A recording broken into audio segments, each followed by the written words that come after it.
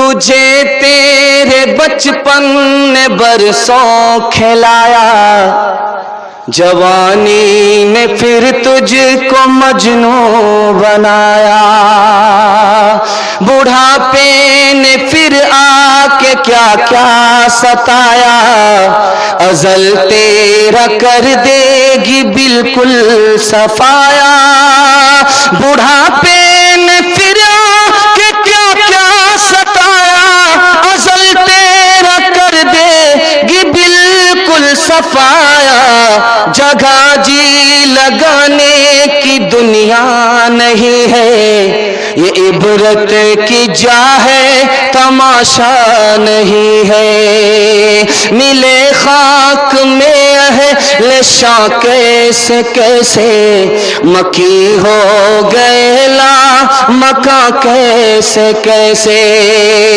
ہوئے نام ورب نساء کیسے کیسے، زمین کھا گئی نو جوان کیسے کیسے، جگہ جی لگانے کی دنیا نہیں ہے، یہ عبرت کی جا ہے تماشا نہیں ہے، تعلیم عورتوں کو بھی دینی ضرور ہے، دینی ضرور ہے، لڑکی جو بے پڑھی ہو تو وہ بے شعور ہے، بے شعور ہے، اس نے معاشرت میں سراسر حسن معاشرت میں سراسر فطور ہے، اور اس میں والدین کا بے شک قصور ہے، بے شک قصور ہے۔ 3 وعدے پر کھڑے ہو جائیے، آپ کے گھر میں کبھی آفت اور مصیبت نہیں آئے گی، گناہ کریں گے آفت آئے گی، غلط کمائیں گے آفت آئے گی، غلط ماحول میں رہیں گے آفت آئے گی، گارنٹی لیتا ہوں، آپ تین کام سے توبہ کر لیجئے، آپ کے گھر میں کبھی آفت نہیں آئے گی، انشاءاللہ گناہ نہیں کریں گے، غلط نہیں کمائیں گے، غلط ماحول میں نہیں جائیں گے، نہ کتابوں سے نوازوں سے نظر سے پیدا، دین ہوتا ہے بزرگوں کی نظر سے پیدا، نہیں سیکھا انہوں نے دین رہ کر شیخ کے گھر میں، پلے کالج کے چکر میں، مرے صاحب کے دفتر میں، پھر کک کے چکر میں تو روٹی بھی گئی، بڑی شیخ کی طاق میں تھے تو چھوٹی بھی گئی، نہ مانی بات وائس کی، پھر پتلون کے چکر میں تو لنگوٹی بھی گئی، وآخر دعوانا ان الحمدللہ رب العالمین۔ یاد رکھو، میں اپنے جوانوں سے کہتا ہوں، مکیش امبانی دنیا کا 3 ارب پتی ہے، اس نے کہا کہ مالدار ہونے کے لیے ڈاکٹر ہونا ضروری نہیں ہے، انجینئر ہونا ضروری نہیں ہے، پروفیسر ہونا ضروری نہیں ہے، خود مکیش امبانی نہ ڈاکٹر ہے، نہ انجینئر ہے، نہ پروفیسر ہے، کچھ نہیں ہے، لیکن اس کی کمپنی میں 30,000 ڈاکٹر ہیں، 30,000 انجینئر ہیں، 30,000 پروفیسر ہیں۔ اس نے کہا مالدار ہونے کے لیے ڈاکٹر ہونا ضروری نہیں ہے، مالدار ہونے کے لیے اتنا ضروری ہے کہ آدمی کو وقت برباد ہونے سے بچا لے، آدمی وقت کو برباد ہونے سے بچا لے، اس سے بڑھ کر کے کوئی مقدر کا سکندر نہیں ہو سکتا، دنیا اس کے پیچھے ہوگی، دنیا اس کو پیچھے نہیں کر سکتی۔ اس لیے آپ کو 5 کام میں دیر نہیں کرنی ہے، مہمان آئے اس کو جلدی سے کھلائیے، توبہ کا خیال آئے جلدی سے توبہ کیجیے، لڑکا بالغ ہو جائے جلدی سے نکاح کیجیے، نماز کا وقت ہو جائے جلدی سے نماز پڑھیے، جنازہ اٹھ جائے جلدی سے دفن کیجیے، کیا پتا آپ غریب ہو جائیں، کیا پتا آپ نافرمان ہو جائیں، کیا پتا آپ بوڑھے ہو جائیں، کیا پتا آپ مر جائیں، آپ کو موقع ہی نہ ملے۔ ایک مثال پر پیغام ختم کر رہا ہوں، جب تک جوانی ہے زندگانی ہے، جوانی کو آپ نے اللہ کی عبادت میں لگا دیا، رسول کے اطاعت میں لگا دیا، خدمت میں لگا دیا، تو دین دنیا دونوں کی بھلائی سے اللہ آپ کو مالا مال فرمائے۔ ایک بوڑھا آیا ڈاکٹر کے پاس، کہا کہ میرے سر میں درد ہے، کہا یہ بڑھاپے کی وجہ سے، کہا سینے میں بلغم جمع ہوا ہے، کہا یہ بھی بڑھاپے کی وجہ سے، کہا کھاتے ہیں ہضم نہیں ہوتا، کہا یہ بھی تمہارے بڑھاپے کی وجہ سے ہے۔ ایک تماچا زور سے مارا کہ تمہارے یہاں کوئی علاج نہیں ہے، صرف بڑھاپا ہی ہے۔ تو ڈاکٹر صاحب نے کہا کہ میں اس کا بھی برا نہیں مانوں گا، یہ بھی تمہارے بڑھاپے کی وجہ سے ہے۔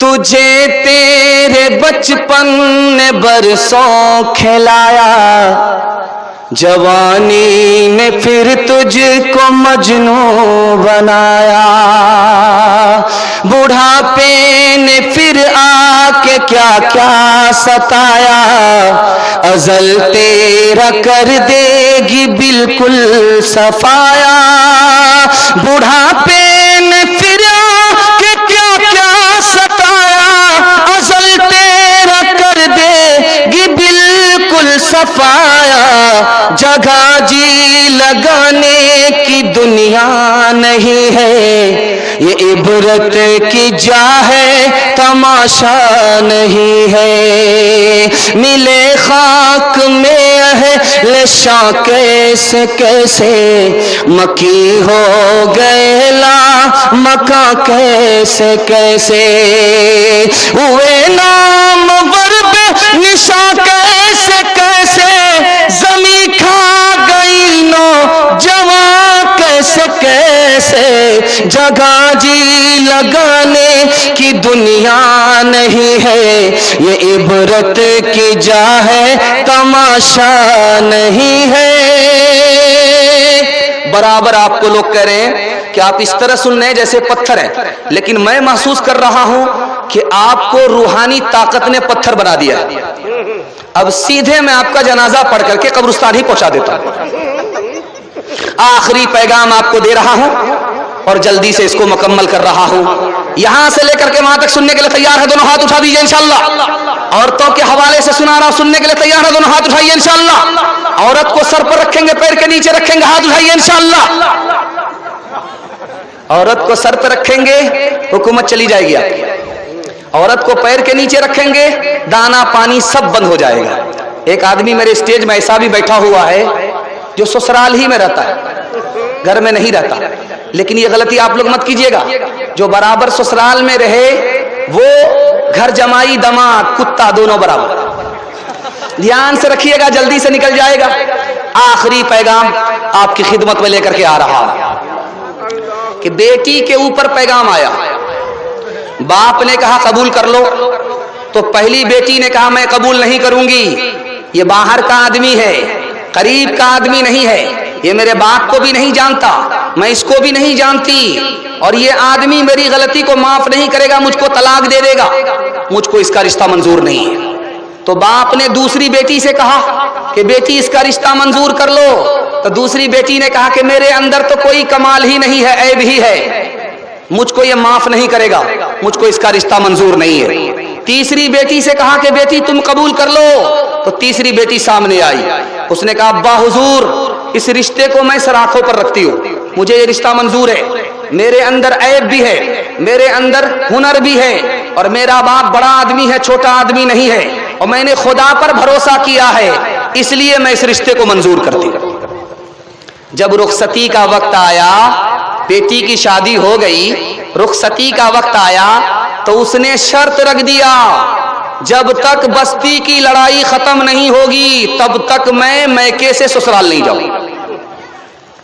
بستی میں 40 سال کی لڑائی چل رہی تھی، 40 سال سے ایک بستی کی لڑائی دوسری بستی سے 40 سال سے چل رہی تھی، تو اس لڑکی نے شرط رکھ دیا میں اسی شرط پر جاؤں گی جب دو بستی کی لڑائی جو 40 سال سے چل رہی ہے ختم ہوگی۔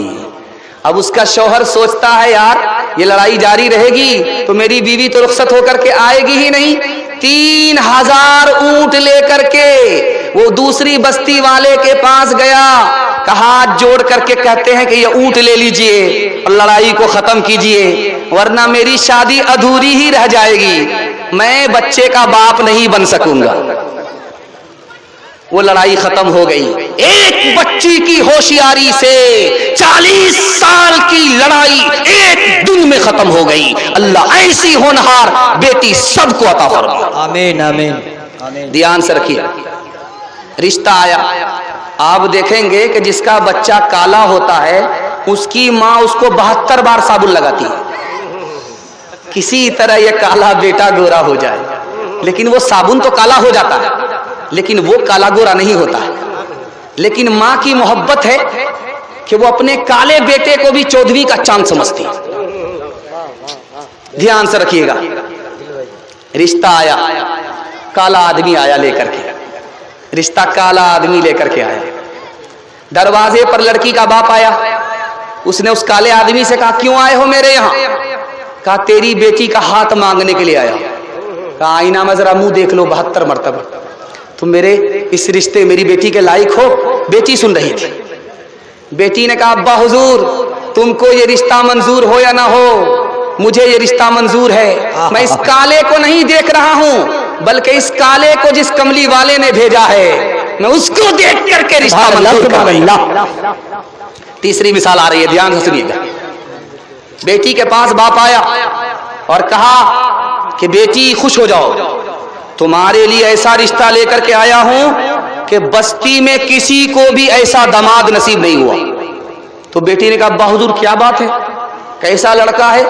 کہا کہ بیٹی سونار ہے, سونے کی دکان ہے, زیور کی دکان ہے, اس سے تمہارا رشتہ کرنے کے لیے جا رہا ہوں. وہ تمہارے بازو کو زیور سے بھر دے گا, تمہارے کان کو زیور سے بوجھل کر دے گا. بیٹی اس رشتے کو منظور کر لے. تو بیٹی نے کہا ابا حضور مجھ کو یہ رشتہ منظور نہیں ہے. وہ لڑکا ضرور ہے, سونے کی دکان ضرور ہے, مجھ کو سونا نہیں چاہیے, نبی کی سنت چاہیے. جب وہ لڑکا اپنے چہرے پر داڑھی نہیں رکھتا, نبی کا لحاظ نہیں کرتا, وہ میرا کوئی لحاظ نہیں کرے گا. چوتھا اور آخری نمونہ آپ کی خدمت میں لے کر کے آ رہا ہوں. آپ دیکھیں گے کہ جوان بیٹی کی شادی ہونے والی ہوتی ہے, بارات آنے والی ہے, اپٹن لگایا جا رہا ہے لڑکی کو. تو لڑکی مایوس بیٹھی ہوئی رہتی ہے, کچھ نہیں بولتی. اپٹن لگایا جا رہا ہے, محلے کی خاندان کی ساری عورت جمع ہے, ماں بھی جمع ہے, ماں بھی بیٹھی ہے, دادی بھی, نانی سب. ان سب کے باوجود بھی وہ لڑکی مایوس ہے, کچھ نہیں بولتی ہے. جانتے ہیں کیوں؟ 2 وجہ سے. ایک وجہ یہ ہے کہ اس کو غم ہو رہا کہ 18 سال جس باپ کے گھر میں پرورش پا رہی تھی اس گھر کو 2 بول بولنے پر چھوڑنا پڑے. ایک غم تو اس کا ہوتا ہے.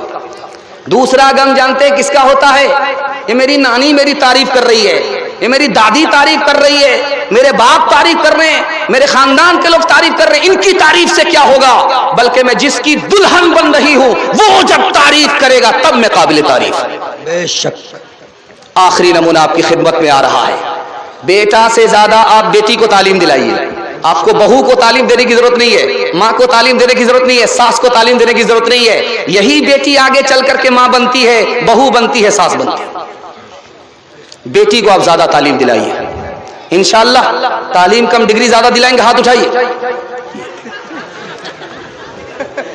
دھیان رکھیے گا.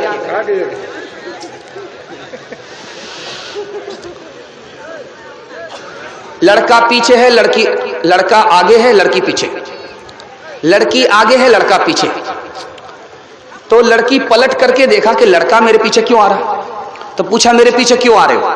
کہا میں تم پر عاشق ہوں. اچھا عاشق ہو, ابھی 2 منٹ میں پتہ چل جائے گا. ارے اللہ کا بندہ کتنا بے وقوف ہے, مجھ پر کیا عاشق ہے؟ میری بہن پر عاشق ہو جا, میری بہن مجھ سے زیادہ خوبصورت ہے, میرے پیچھے آ رہی ہے. اب لڑکا اس کو چھوڑ کر کے ادھر جھانکنے لگا. لڑکی نے منہ پر زور سے تماچا مارا, تو جھوٹا عاشق ہے, سچا عاشق نہیں ہے. اگر سچا عاشق ہوتا تو میری طرف دھیان دیتا, دوسرے کی طرف دھیان کیسے چلا گیا؟ لڑکی کو پڑھائیے. پیر صاحب آئے بستی میں, میرے حصے کا جلسہ مکمل ہو رہا ہے, آپ کو دعا تک جلسے کو مکمل کرا کر کے اٹھنا. جیسے میں مہمان ہوں, میرے بعد آنے والے بھی مہمان ہیں, آپ میزبان ہیں, وہ سنائیں گے آپ سنیں گے, تب میزبانی کا حق ادا ہوگا. انشاءاللہ حق ادا کر کے اٹھیں گے. ہاتھ اٹھا دیجئے, مکمل صحیح جا رہا ہے, دھیان سے سنیے گا, جلدی سے نکل جائے. بستی میں پیر صاحب آئے, عورت کو پتا کرنا تھا کہ 1 نمبر پیر ہے یا 2 نمبر پیر ہے. تو عورت نے مرد سے پوچھا, پیر صاحب سے پوچھا کہ پیر صاحب آپ 2 نمبر کے پیر ہو یا 1 نمبر کے پیر ہو؟ تو پیر صاحب نے جلال میں کہا, او کم بخت تمہیں پتا نہیں ہے, میں 1 نمبر کا پیر ہوں, بیٹھتا یہاں ہوں, مدینہ دیکھ لیتا ہوں. کہ ابھی 2 منٹ میں پتا چل جائے گا. دسترخوان بچھا کر کے عورت نے کھانا رکھ دیا. کہا کہ پیر صاحب یہ کھانا کھائیے.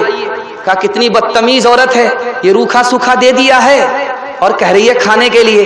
تو عورت نے کہا کہ آپ 2 نمبر کے پیر ہو, بیٹھتے یہاں ہو, مدینہ نظر آتا ہے, اور چاول میں ترکاری چھپی ہوئی ہے, تم کو نظر نہیں آ رہی ہے, تو 2 نمبر کا پیر ہے. ایک بات جس مثال پر میں پیغام کو ختم کر رہا ہوں, جس کے لیے میں نے اس موضوع کا انتخاب کیا ہے، اس مثال کو سنا کر کے جلسے کو مکمل کر رہا ہوں، دھیان سے اس کو سنیے گا۔ جب بیٹی سسرال سے میکے آتی ہے تو گھر کی ساری عورت گھیر لیتی ہے، اس سے سوال کرتی ہے کہ بیٹی یہ بتاؤ تمہارا شوہر کیسا تھا؟ تو لڑکی کہتی ہے سبحان اللہ۔ اب اس سے پوچھا جاتا تمہارے سسر کیسے تھے؟ تو کہتی ہے ماشاء اللہ۔ اس کے بعد کہا جاتا ہے کہ سسرال کیسی تھی؟ تو الحمدللہ۔ اب پوچھا جاتا ہے کہ تمہاری ساس کیسی تھی؟ انا للہ جلے تو جلال تو اس بلا کو ٹال۔ تو ماں نے سمجھ لیا کہ اس کو سب کچھ پسند ہے، ساس پسند نہیں ہے۔ اب ماں نے اس لڑکی کو ادب دینا شروع کیا کہ بیٹی ایک سوال سنو، میں تم سے سوال کر رہی ہوں، تمہارے جواب سے پتا چلا کہ تم کو سسر بھی پسند ہے، سسرال بھی پسند ہے، شوہر بھی پسند ہے، مگر ساس پسند نہیں ہے۔ بیٹی انصاف سے ایک میرے سوال کا جواب دو، تم جو میکے سے سسرال گئی ہو تم کو کون لے کر کے گیا ہے؟ تو بیٹی نے کہا میری ساس آئی تھی، مجھ کو پسند کیا تھا اور رشتہ کر کے اپنے بیٹے کے لیے مجھے سسرال لے گئی تھی۔ تو ماں نے کہا انصاف سے بتاؤ بیٹی، اگر ساس نے وہ احسان تمہارے اوپر نہیں کیا ہوتا تو تم کو اچھا سسر نہیں ملتا، اچھی سسرال نہیں ملتی، اچھا شوہر نہیں ملتا۔ اب بیٹی کو سمجھ میں آیا ساس دشمن نہیں ہوتی ہے بلکہ کبھی ماں ہوتی ہے، کبھی ماں سے بڑھ کر کے ہوتی ہے۔ تعلیم عورتوں کو بھی دینی ضرور ہے، دینی ضرور ہے، لڑکی جو بے پڑھی ہو تو وہ بے شعور ہے، بے شعور ہے، اس نے معاشرت میں سراسر حسن معاشرت میں سراسر فطور ہے، اور اس میں والدین کا بے شک قصور ہے، بے شک قصور ہے۔